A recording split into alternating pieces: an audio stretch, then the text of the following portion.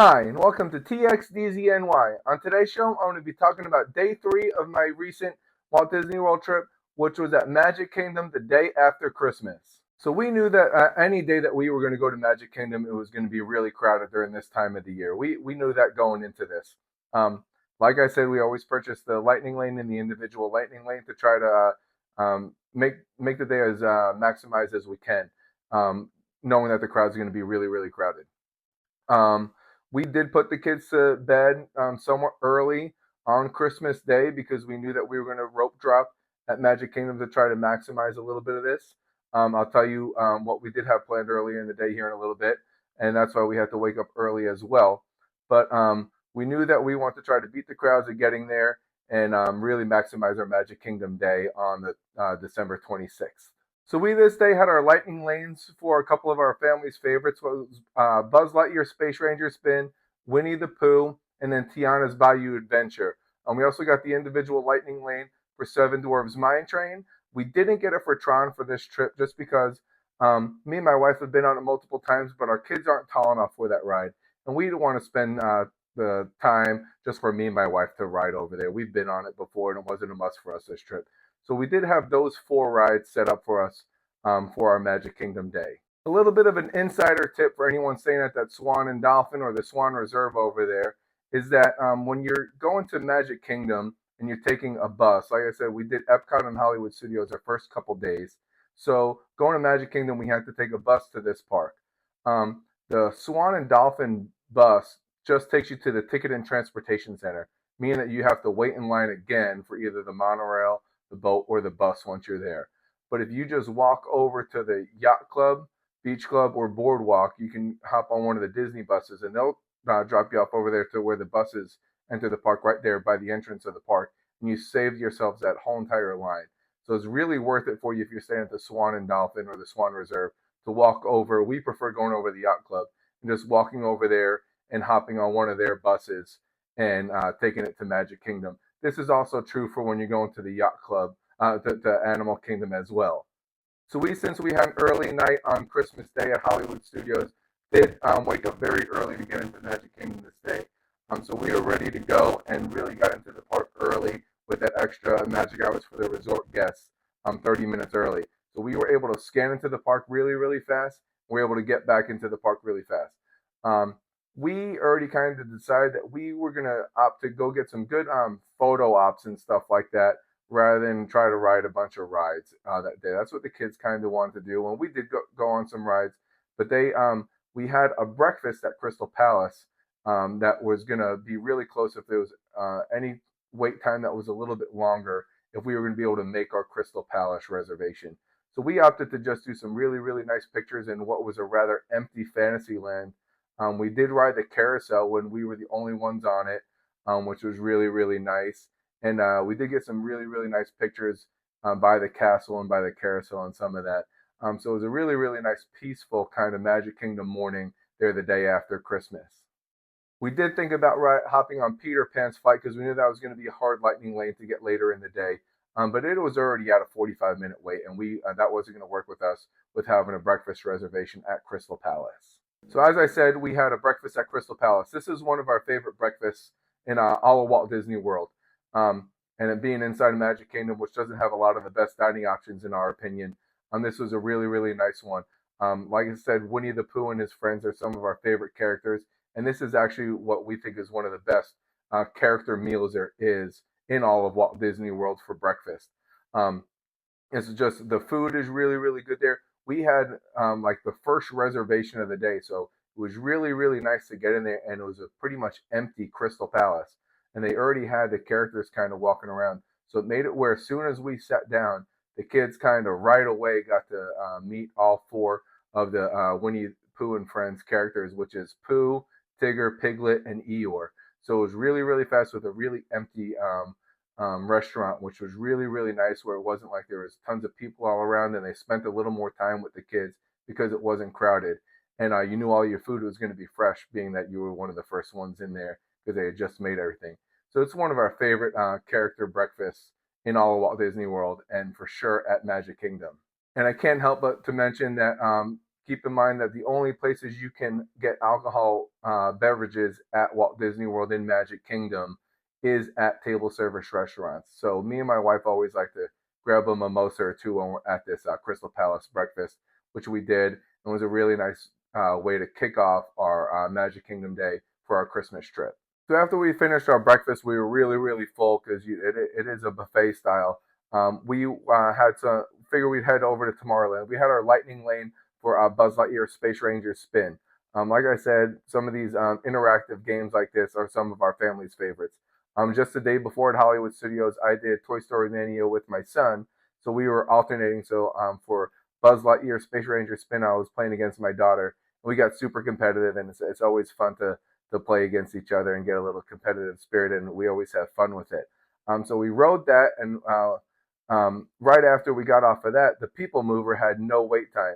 So we did hop on the People Mover right after that, and we loved that ride. It's just like a really relaxing way to just cruise around Tomorrowland. You get some nice views of some of the rides there in Tomorrowland and of the castle, and the kids really enjoy it. I feel like this was one of the first times where they really were paying attention to what they were saying, and they were really enjoying a little bit of what they were saying about the rides and stuff like that, which was fun. I always say I think People Mover is one of the more underrated experiences there at Magic Kingdom, and we love it. So once we canceled out our Buzz Lightyear Space Ranger Spin Lightning Lane, we did get on Big Thunder Mountain for later in the day. We did have to kind of balance our day here because for Magic Kingdom days, we do like leaving the park, especially during the Christmas time, but really all the time, and get a little midday break. It's the only park at Disney World that I feel like it's really hard just to sit down and relax, and it's a really, really could be a stressful day if you're there with your family. So we always like going midday for at least like 2 or 3 hours and taking a little bit of break at one of the Kingdom area resorts. We change what resort we're going to a lot of times based on the time of the year, the weather, and stuff like that. So we had to try to balance it where we're leaving that gap with our lightning lanes midday where we knew we weren't going to be inside the park. But being it was still early in the day here at Magic Kingdom, the Magic Kingdom still wasn't overly crowded quite yet. So we did check out the wait times for some of the standby lines, and back in Storybook Circus, there was little to no wait line. So we quickly went and hopped on the Barnstormer. That was only about a 10-minute wait for us to go on that one. As well as then we went on when we were walking out, we were able to hop on the Teacups. That had no wait time as well. So we were able to, within the first little bit, after even doing a character breakfast, we were still able to go on the People Mover, Buzz Lightyear Space Ranger Spin, Barnstormer, and the Teacups rather fast with only having to use one of our lightning lanes through those 4 rides. After we finished those rides at Storybook Circus, it was time for our lightning lane for Winnie the Pooh. So, like I said, this is one of our family favorites, being that Winnie the Pooh is some of our favorite characters. So we went on that ride, and it's always a good little classic ride for us. So that was nice. And then coincidentally, as soon as we got off, right there, Mickey's Philhar's Magic had no wait time, and they were starting up their show right away.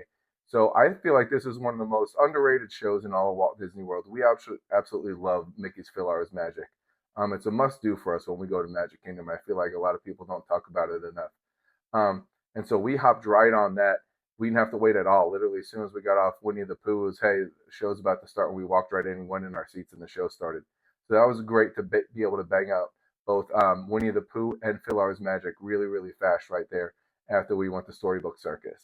Now, what we did find after we cleared out our Winnie the Pooh lightning lane was a lot of the rides that we really wanted had either times that weren't ideal for us to come back in, being that we weren't going to be in the park, or we were just going to be really, really late, where it's going to run into when we were planning on watching the show at the castle or during fireworks.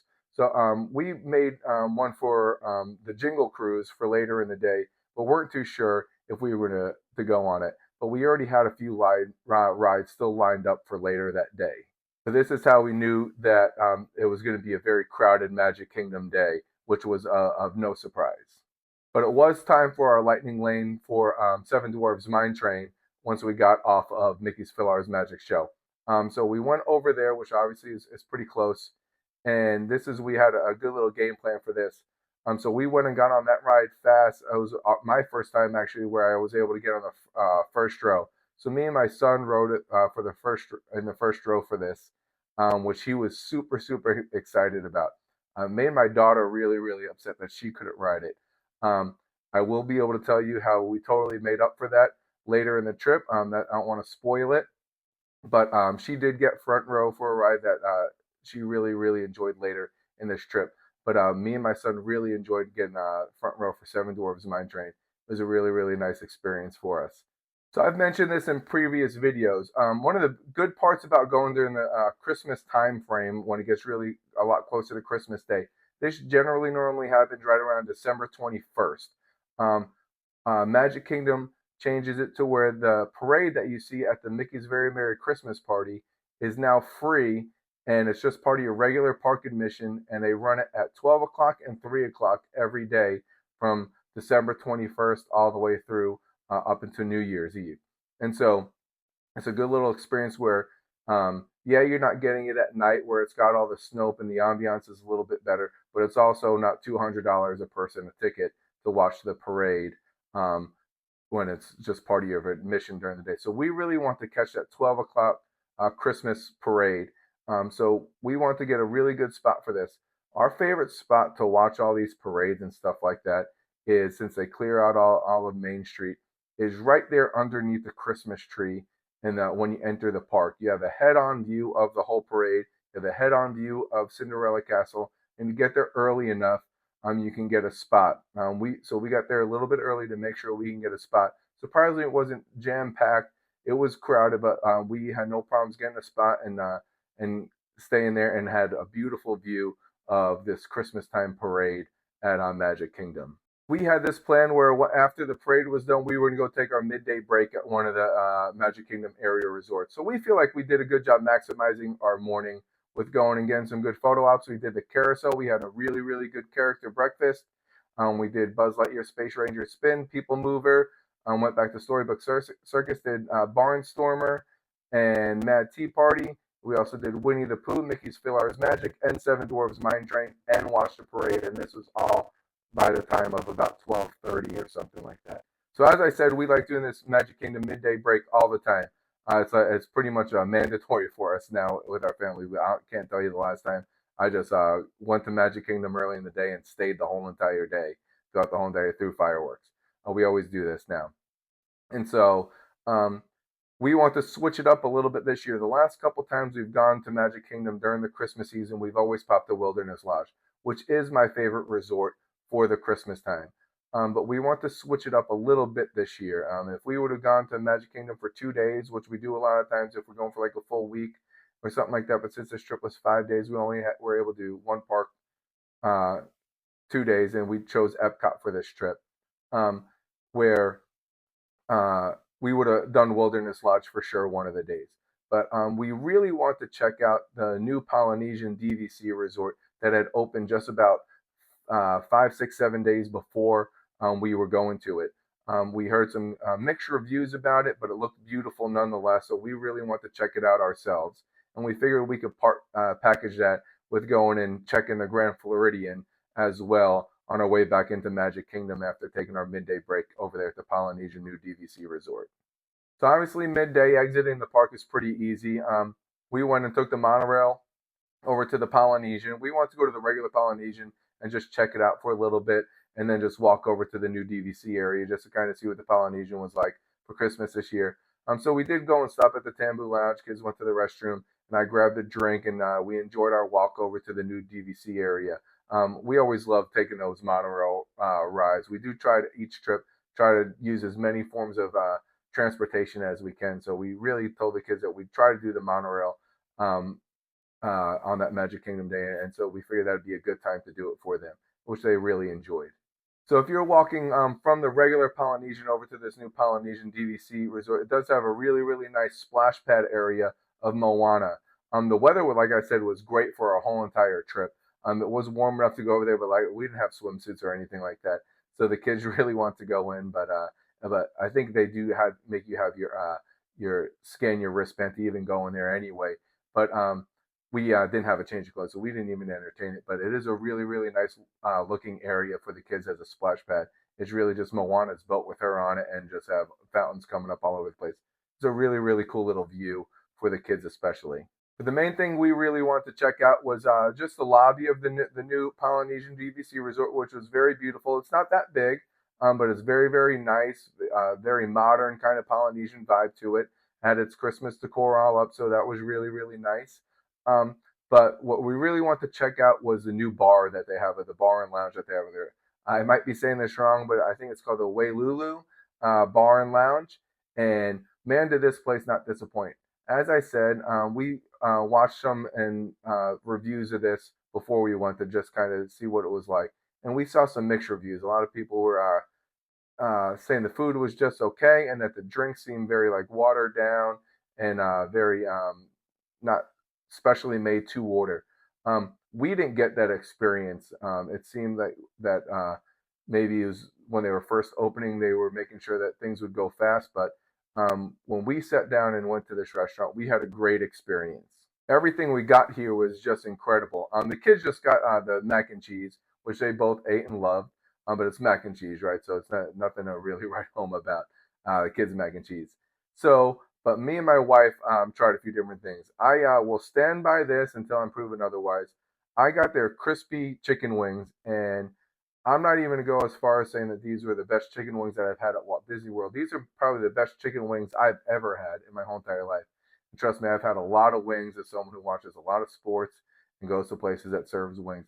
These were the best wings I've ever had, and I swear to you that it's worth going to this place just for that. And if you're even close to that area, it's worth stopping over there and having at least these wings. They were unbelievable. Next time I go, I'm just going to get 2 or 3 orders of them as my meal because that's how good they were. So don't skip out on that. In my opinion, that was the best thing on their whole entire menu of what we tried. And I asked the cast member who was helping us, who was obviously newer there and doing that. He said that what me and my wife ordered were the 2 best things he thought on the menu. My wife got the ahi tuna crisps, which me, who's not a huge seafood lover, I'll eat seafood, but I'm not someone who really, really loves it. My wife really loves seafood. I even tried some of it, and it was super flavorful and really, really good. Worth it as me, who's not even a seafood lover, where I'd even order it if I had to. The seafood flavor of the tuna wasn't there. I mean, I tried just a piece of the tuna; it wasn't very seafood flavor. The whole entire dish was incredible. She had one of my wings. I had a little bit of her ahi tuna, and it was just a great little snack to kind of break up the day and enjoy the vibe there. As for drinks, I got their banana old fashioned, which is really, really good. It, if anything, was really dangerous because it you couldn't really taste any alcohol in it in a good kind of way where you had that hint of it, but it was very banana flavored, which made it where it's very, very smooth. But obviously, an old fashioned has a good amount of alcohol in it, so it could be a little bit dangerous. So keep that in mind. But it was very, very tasty. My wife got an espresso martini, which was one of the things that we heard some mixed reviews about. That it seemed like it was very cookie cutter espresso martini.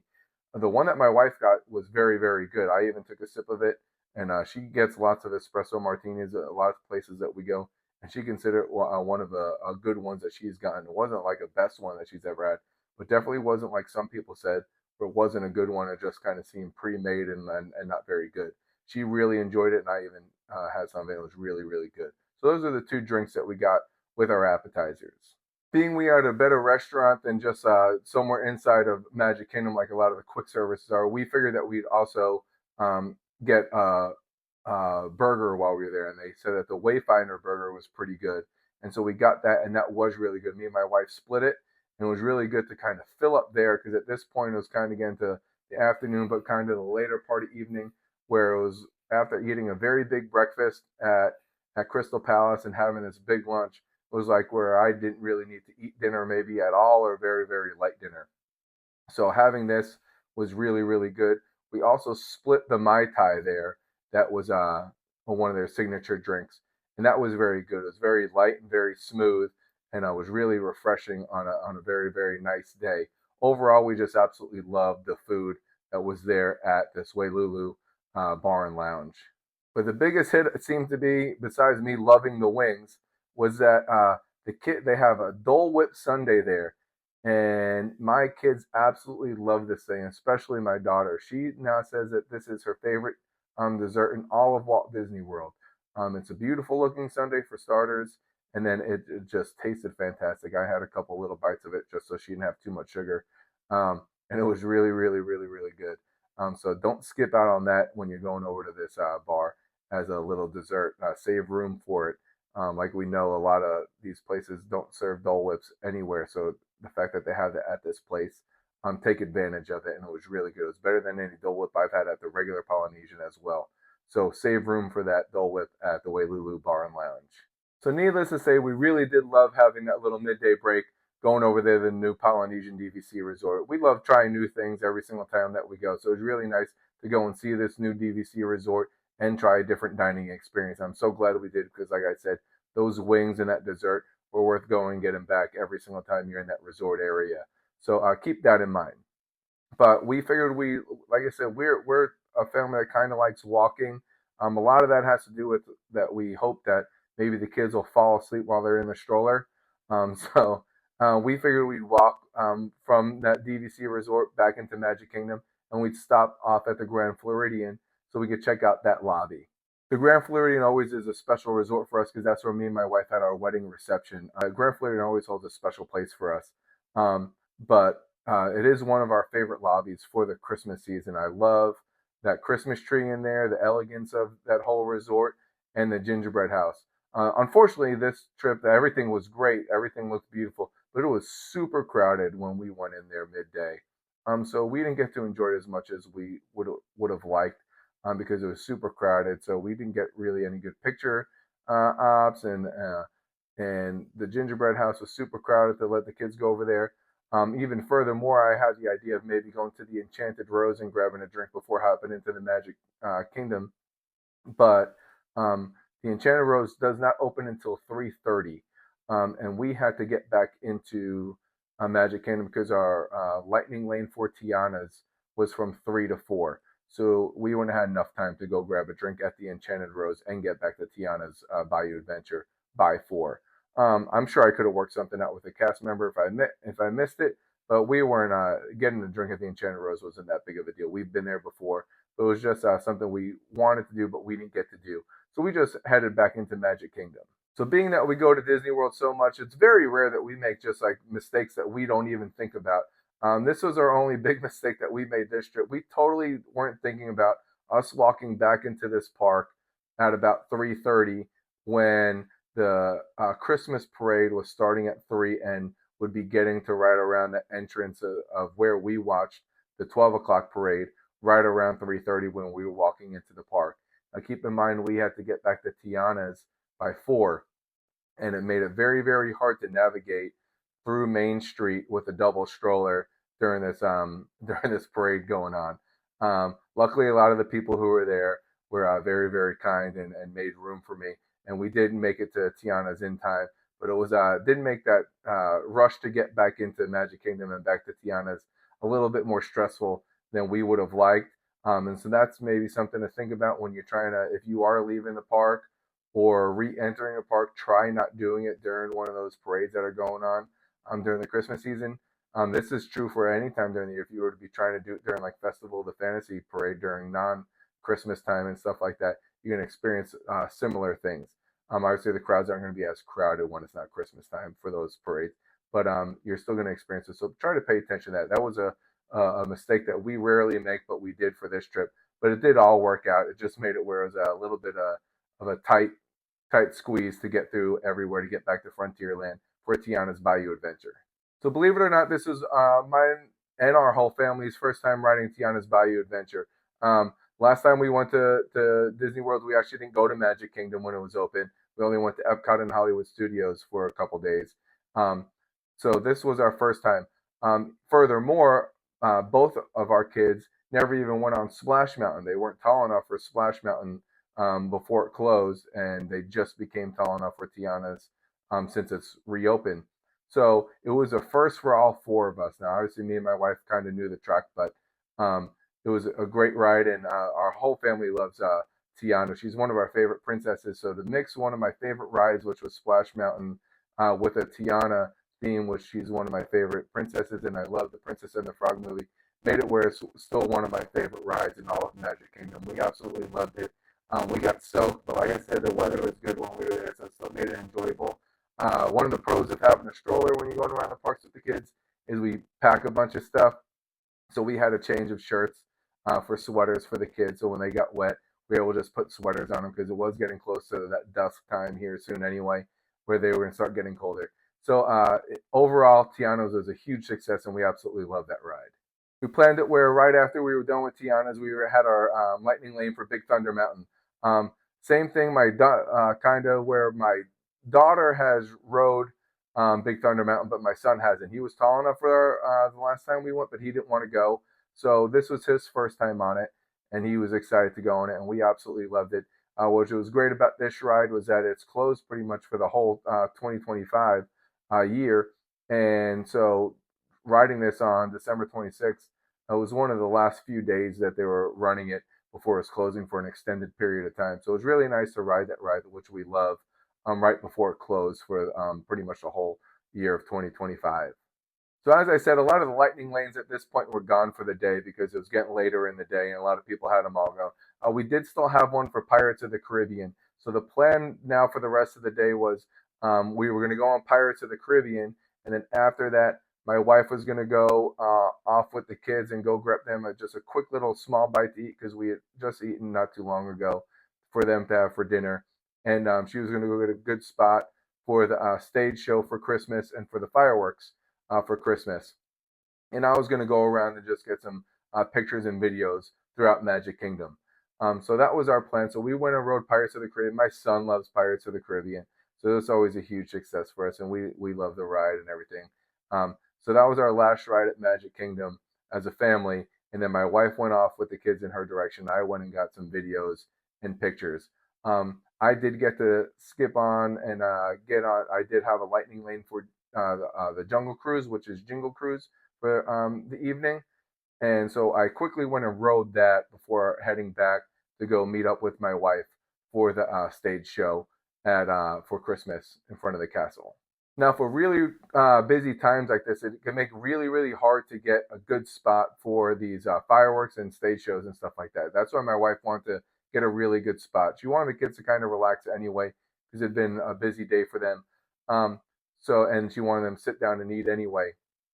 So she got a really good. She got it like right in front of the partner statue. I mean, like right in front, like closer to Cinderella Castle, um, for the stage show. And she had a great spot. And like I said, we have the double stroller, so she had a good space just saved for us, where I was able just to walk over and watch it with her. And we loved this Christmas parade. Had great music. Had a lot of really good characters that the kids like, and it was really enjoyable stage show for the Christmas time. So we went into the Emporium after the stage show and got the kids a couple things, and then hopped on the bus to go back to the resort. Like I said, this was another kind of early night since we weren't staying for the fireworks. So I think we took the boardwalk bus back this night, and so we went out on the boardwalk, and they had a couple live little shows going on out there. We got the kids a dessert and some ice cream to have on the boardwalk, and me and my wife had a couple of drinks and enjoyed that area of the boardwalk this night. Before the park closed, and this made it when we were on the boardwalk where Epcot started doing some of their fireworks, and we got to see some of that from the boardwalk area, and made for a really easy way to get back to the hotel after this. So overall, it was a very jam-packed day at Magic Kingdom on the 26th of December. As I said, most Magic Kingdom days are stressful for us, and that's why we try doing those midday breaks. But overall, we accomplish everything we want to on that Magic Kingdom day.